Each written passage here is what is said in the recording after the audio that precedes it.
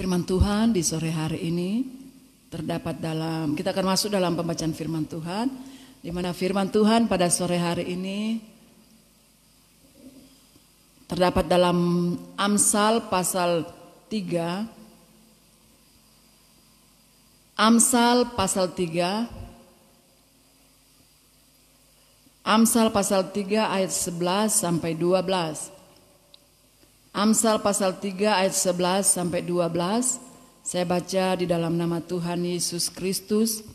Hai anakku, janganlah engkau menolak didikan Tuhan, dan janganlah engkau bosan akan peringatannya.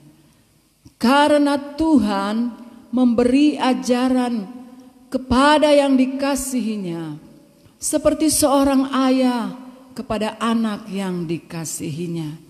Nah, saudara yang dikasihi oleh Tuhan Yesus Kristus, dari pembacaan firman Tuhan di sore hari ini, saya akan beri judul, yaitu ada 4 alasan mengapa Allah mengizinkan masalah dan kesusahan. Nah, saudara yang dikasihi oleh Tuhan Yesus Kristus, kalau kita perhatikan, sering setelah mengalami banyak sengsara, orang akan berbalik kepada Tuhan. Nah, saudara, sering setelah mengalami banyak sengsara, masalah dalam pergumulan, pasti orang akan berbalik kepada Tuhan. Contohnya saudara, ketika seseorang ketika dia alami sakit saudara, bahkan dia diopname di rumah sakit. Nah, saudara yang dikasihi Tuhan, dalam pergumulan tersebut, dalam penderitaan sakit yang dialami, pasti di sana dia akan cari Tuhan. Dia akan terus bersekutu dengan Tuhan, cari Tuhan, memohon pertolongan Tuhan, sehingga di sana Tuhan nyatakan mujizatnya, dia boleh sembuh, dia boleh keluar dari rumah sakit. Dan pasti saudara, ketika kekasih tersebut alami mujizat Tuhan, maka waktu dia keluar dari rumah sakit, ada perubahan yang terjadi dalam kehidupannya.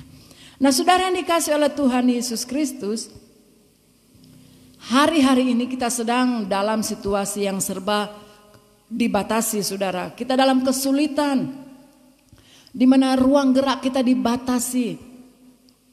Kita tidak leluasa lagi beraktivitas, tidak leluasa lagi keluar rumah. Kenapa? Karena hari-hari ini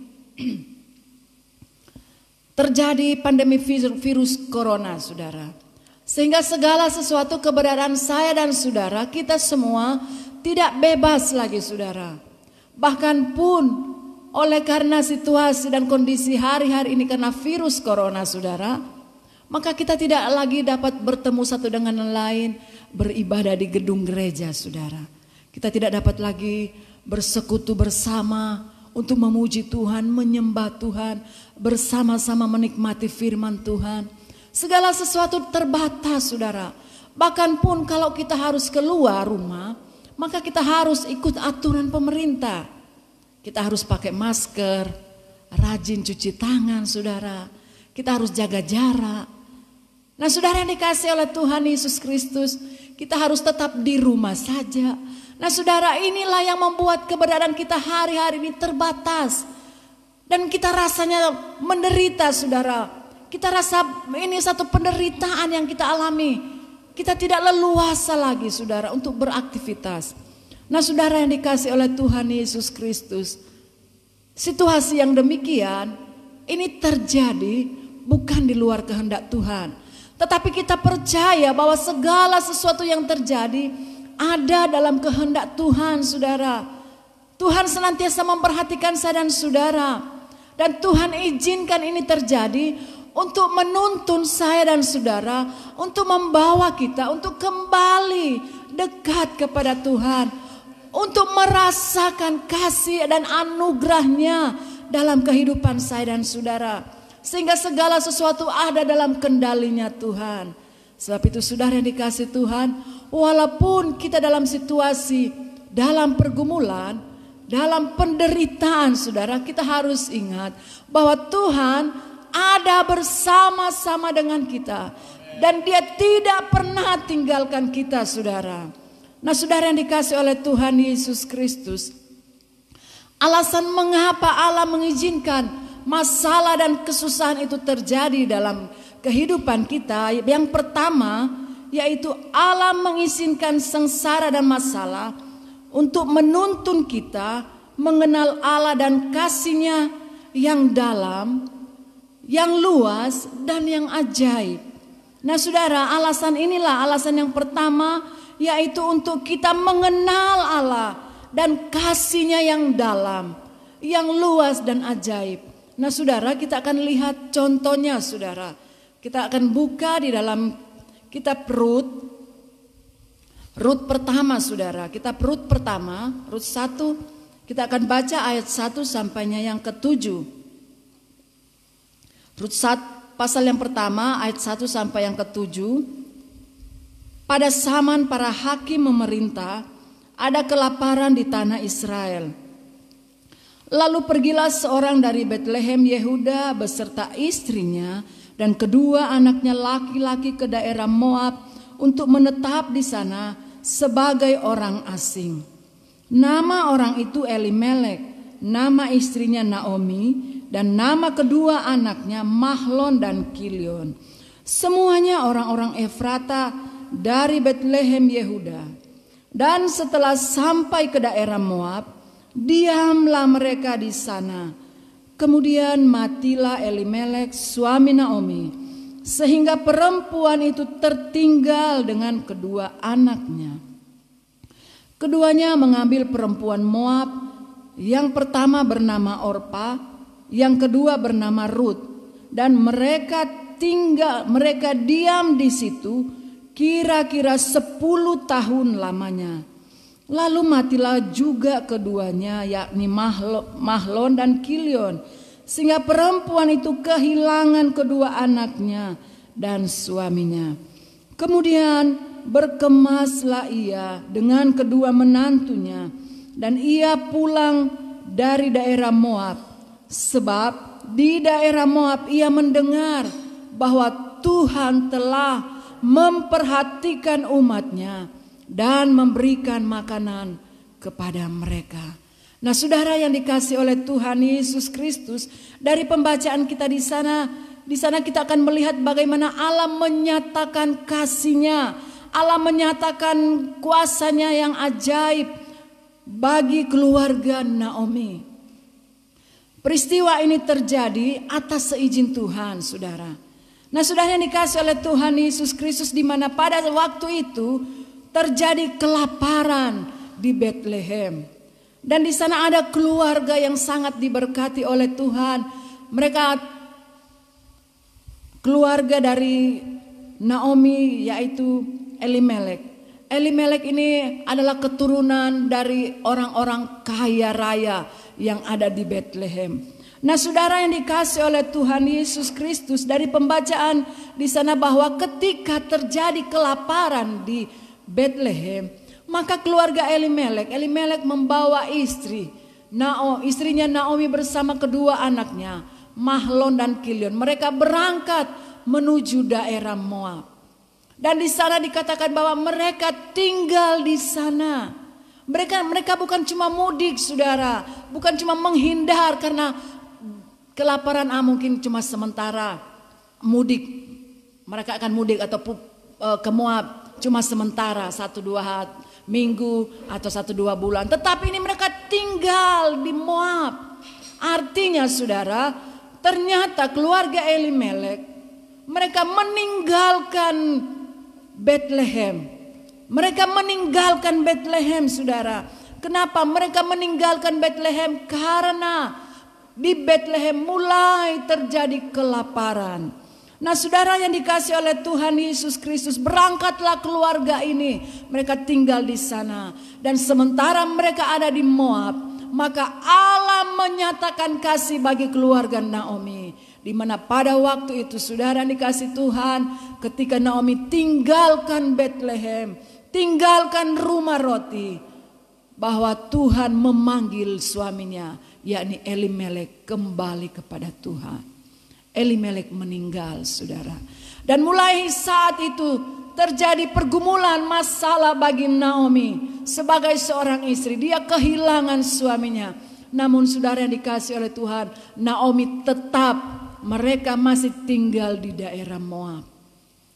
Selang beberapa tahun kemudian, 10 tahun mereka tinggal di Moab, maka Tuhan memanggil pulang. Tuhan memanggil kedua anak dari Naomi. Mereka pulang atau mereka meninggal, saudara.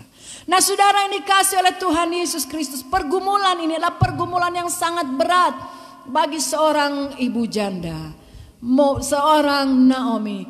Dia dalam pergumulan, dalam penderitaan ketika ditinggalkan oleh suami. Bahkan saat itu dia ditinggalkan oleh kedua anaknya. Namun saudara yang dikasih Tuhan, Naomi belum, saudara. Jadi Naomi masih ada di Moab. Sehingga di sana dikatakan bahwa anak-anaknya mengambil orang-orang Moab. Mereka kawin dengan orang-orang Moab. Nah, saudara yang dikasih oleh Tuhan Yesus Kristus, pergumulan demi pergumulan dialami oleh Naomi. Sehingga saudara, pada akhirnya ketika semuanya telah habis, saudara, Naomi kehilangan suami. Naomi kehilangan kedua anak-anaknya. Apa yang dimiliki, dia mulai kehilangan. Dan pada waktu itu Naomi ingat bahwa ada Tuhan. Dia dengar bahwa di tanah Bethlehem telah diberkati. Bethlehem, Tuhan telah memperhatikan Bethlehem. Tuhan telah memberkati sehingga dia ingat Tuhan. Naomi ingat. Dia kembali, dia mau pulang. Naomi pulang ke tanah Bethlehem. Nah, saudara yang dikasih oleh Tuhan Yesus Kristus, untunglah di sini Naomi ingat akan Tuhan. Naomi tidak mengeraskan hatinya. Nah, saudara yang dikasih oleh Tuhan Yesus Kristus, seperti yang terdapat di dalam Ibrani pasal 3. Ibrani pasal 3, saudara, ayatnya yang ke-7. Ibrani pasal 3 ayatnya yang ke-7 sampai 11. Sebab itu seperti yang dikatakan Roh Kudus, pada hari ini jika kamu mendengar suaranya, janganlah keraskan hatimu seperti dalam kegeraman pada waktu pencobaan di padang gurun, di mana nenek moyangmu mencobai aku dengan jalan menguji aku. Sekalipun mereka melihat perbuatan-perbuatanku 40 tahun lamanya. Itulah sebabnya aku murka kepada angkatan itu dan berkata, selalu mereka sesat hati dan mereka tidak mengenal jalanku. Sehingga aku bersumpah dalam murkaku, mereka takkan masuk ke tempat perhentianku. Nah, saudara yang dikasih oleh Tuhan Yesus Kristus, bersyukur kepada Tuhan. Naomi ingat akan Tuhan. Dalam penderitaan dari Naomi, dalam masalah pergumulan yang dia alami, walaupun keberadaannya dia habis, suami, anak-anaknya, bahkan setiap apa yang dia miliki, kekayaan yang miliki, habis, saudara. Naomi kembali ingat akan Tuhan. Bersyukur Naomi ingat ada Tuhan yang dapat mengampuninya. Ada Tuhan yang sementara menunggu dia. Sehingga Naomi tidak mengeraskan hatinya. Seandainya Naomi mengeraskan hati, maka Naomi akan mengalami masalah yang lebih dahsyat lagi. Tetapi syukur bagi Tuhan, Naomi ingat ada Tuhan. Sehingga firman Tuhan berkata bahwa Naomi tidak mengeraskan hati. Kalau Naomi mengeraskan hati, maka Naomi tidak akan mendapat perhentian. Nah, saudara yang dikasih oleh Tuhan Yesus Kristus, Naomi pulang ke Bethlehem. Sebab dia ingat bahwa Bethlehem, Tuhan telah memberkati Bethlehem. Tuhan telah ingat akan Bethlehem. Nah, saudara yang dikasih oleh Tuhan Yesus Kristus, sebab itu bagi saya dan saudara di sore hari ini, ketika engkau dalam pergumulan, kita dalam penderitaan hari-hari ini, apapun yang sementara engkau alami, ketika engkau introspeksi diri, mari saudara, jangan engkau keraskan hatimu. Hari-hari ini pintu kemurahan Tuhan masih terbuka, saudara. Tuhan sementara menanti kita. Dia mengulurkan tangannya kepada saya dan saudara, menunggu kita untuk kembali kepada Tuhan, kembali kepada jalan yang benar. Firman Tuhan hari Minggu berkata, kembali kepada kasih yang semula, kembali kepada cinta yang mula-mula. Semangat kita berkobar untuk cari Tuhan. Walaupun kita dibatasi, tidak bisa bertemu dalam rumah ibadah, kita tidak bisa bertemu dalam persekutuan-persekutuan ibadah, tetapi mari kita kobarkan hati kita, iman kita, cari Tuhan. Cari Tuhan di rumahmu, saudara. Bangun mezbah doamu. Bangun, saudara, mezbah doamu bersama dengan keluargamu. Biar sama-sama engkau dan seisi rumahmu cari Tuhan. Bersekutu, beribadah kepada Tuhan. Sebab ada lawatan Tuhan, ada berkat-berkat Tuhan yang Dia pasti nyatakan bagi kita di tengah-tengah situasi, di tengah-tengah kesukaran yang kita sementara alami pada saat-saat ini. Nah, saudara, bagi alasan yang kedua, kenapa Allah mengizinkan masalah dan sengsara mewarnai hidup kita, yakni saudara untuk membentuk watak dan karakter kita. Nah, saudara, Allah izinkan sengsara masalah kita alami, yaitu bagian yang kedua, untuk membentuk watak dan karakter kita. Rut, kembali kita buka dalam kitab Rut tadi, saudara. Rut pasal 1 ayat yang ke-20. Tetapi ia berkata kepada mereka, janganlah sebutkan aku Naomi, sebutkanlah aku Mara, sebab yang Maha Kuasa telah melakukan banyak yang pahit kepadaku. Nah, saudara yang dikasihi oleh Tuhan Yesus Kristus, awalnya Naomi adalah seorang istri yang luar biasa. Naomi artinya si cantik, saudara. Dan dia memiliki keluarga yang sangat berbahagia. Mereka hidup dalam zona yang nyaman, ekonomi yang sangat mapan, saudara. Kenapa? Karena Elimelek berasal dari keturunan orang kaya raya, saudara. Di dalam pasal 2 di sana dikatakan Elimelek adalah kaum keluarga yang kaya raya. Nah, saudara, Naomi tidak kekurangan satu apapun. Sehingga pada waktu mereka ada di Bethlehem, keluarga ini keluarga yang sangat dikenal oleh orang-orang yang ada di Bethlehem. Sekotanya sangat mengenal mereka karena mereka adalah orang-orang yang sangat diberkati. Namun pada waktu Naomi tinggalkan Bethlehem dan dia di sana, Tuhan kejar dia. Sehingga waktu Naomi pulang, maka gemparlah kota tersebut, saudara. Bethlehem menjadi gempar, orang-orang menjadi gempar. Perempuan-perempuan semua yang ada di Bethlehem menjadi memperbincangkan, oh inikah Naomi? Semua orang kaget. Naomi muncul dalam kondisi yang sangat memprihatinkan. Nah, saudara yang dikasihi oleh Tuhan Yesus Kristus, dari pembacaan di sini dikatakan bahwa janganlah sebutkan aku Naomi, sebutkan saja aku Mara. Artinya, saudara, setelah Naomi kembali dari Moab, setelah banyak masalah, penderitaan, sengsara yang dialami, watak, karakter Naomi diubahkan oleh Tuhan. Naomi menjadi orang yang rendah hati. Naomi menjadi orang yang rendah hati. Dia tahu bahwa segala sesuatu yang dia miliki ternyata itu bukanlah ukuran manusia. Itu semua bukan ukuran bagi kita untuk kita kuat, saudara. Kekayaan, harta, kedudukan itu bukan ukuran. Naomi menyadari bahwa segala sesuatu yang dia miliki, bahwa itu adalah milik Tuhan. Kalau Tuhan yang mau ambil, maka tidak ada gunanya lagi, saudara. Tidak akan ada apa-apanya lagi bagi manusia. Nah, saudara yang dikasihi oleh Tuhan Yesus Kristus, Naomi diubahkan oleh Tuhan. Dia menjadi seorang wanita yang rendah hati.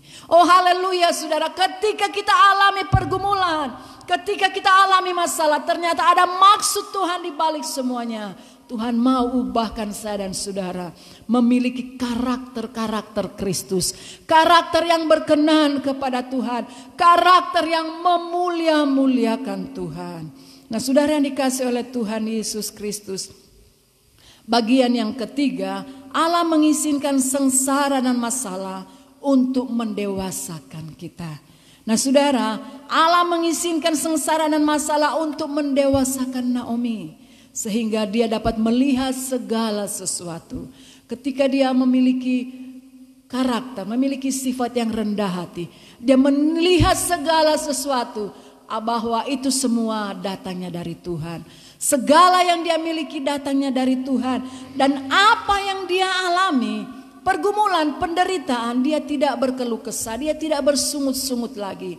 Tetapi dia bersyukur bahwa segala sesuatu itu Tuhan izinkan untuk mendewasakan Naomi. Naomi menjadi dewasa. Dia menilai bahwa segala sesuatu ada maksud Tuhan yang sangat indah dalam kehidupannya. Nah saudara yang dikasih oleh Tuhan Yesus Kristus, hanya orang-orang dewasa rohani yang dapat menikmati berkat-berkat yang luar biasa. Mereka akan menjadi calon mempelainya Kristus, saudara. Orang yang dewasa rohani akan menilai segala sesuatu yang dialami adalah seizin Tuhan. Pasti ada maksud yang terindah. Dia tidak akan bersungut, tetapi dia akan terus bersuka cita sebab Tuhan ada bersama dengan dia. Bagian yang terakhir saudara, Allah mengizinkan sengsara dan masalah karena ia memperlakukan kita sebagai anak-anaknya. Nah saudara yang dikasih oleh Tuhan Yesus Kristus, Allah memperlakukan kita sebagai anak-anaknya. Amsal 3 ayat 11, hai anakku, janganlah engkau menolak didikan Tuhan, dan janganlah engkau bosan akan peringatannya. Karena Tuhan memberi ajaran kepada yang dikasihinya, seperti seorang ayah kepada anak yang dikasihinya. Saya dan saudara adalah anak-anak Tuhan. Kita dididik oleh Tuhan, saudara. Jangan kita menolak akan didikan Tuhan, tetapi kita terima didikan Tuhan, bahwa Tuhan punya maksud untuk mendewasakan kita. Tuhan punya maksud untuk membawa kita pada jalan yang semakin indah, menikmati berkat-berkat Tuhan yang luar biasa. Kehidupan kita menjadi dewasa di dalam Tuhan, kita akan melihat kedahsyatan Tuhan akan dinyatakan Tuhan bagi orang yang percaya kepada Tuhan. Nah saudara yang dikasih oleh Tuhan Yesus Kristus, kalau kita tidak mau dididik, maka di dalam Ibrani 12 di sana dikatakan ayat 5 sampai 8, di sana dikatakan kalau kita tidak mau dididik, maka kita adalah anak-anak gampang. Artinya dengan kata lain, kita adalah anak-anak di luar keluarga Allah. Dan saya percaya di antara kita jemaat Elohim Paniki Atas, tidak ada yang mau disebut anak-anak gampang, anak-anak yang di luar kerajaan Allah. Tetapi kita semua adalah orang-orang, anak-anak Tuhan yang menjadi orang-orang yang ada di dalam keluarga kerajaan Allah. Kita adalah anak-anaknya Tuhan, ahli warisnya Kristus. Tuhan yang memberkati kita dengan firman-Nya di sore hari ini. Nah saudara yang dikasih oleh Tuhan Yesus Kristus, kiranya di sore hari ini kita senantiasa kuat di dalam Tuhan. Haleluya, puji Tuhan. Kita akan bersyukur sesudah kita akan dengar firman Tuhan. Haleluya, puji Tuhan. Haleluya, puji Tuhan. Glory.